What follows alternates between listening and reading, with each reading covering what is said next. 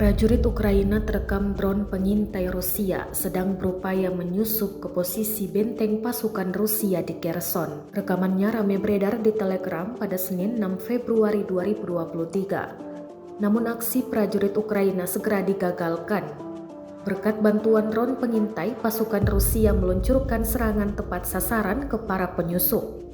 Dalam narasi unggahan disebutkan prajurit Ukraina yang mencoba menyusup dihajar habis-habisan oleh pasukan Rusia di pulau di depan Kherson.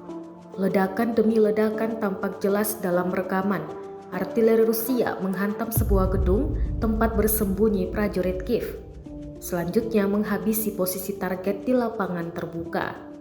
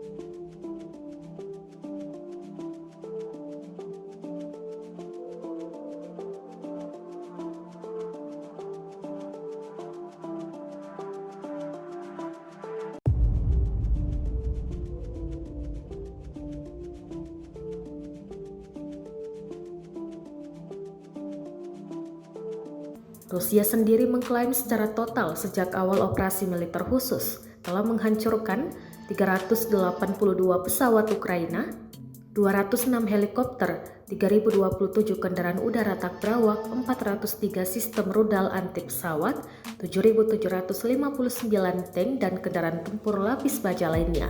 Sedangkan Ukraina menyebut Rusia harus kehilangan 870 pasukannya pada Senin 6 Februari kemarin. Total pasukan Kremlin yang dieliminir sebanyak 132.160.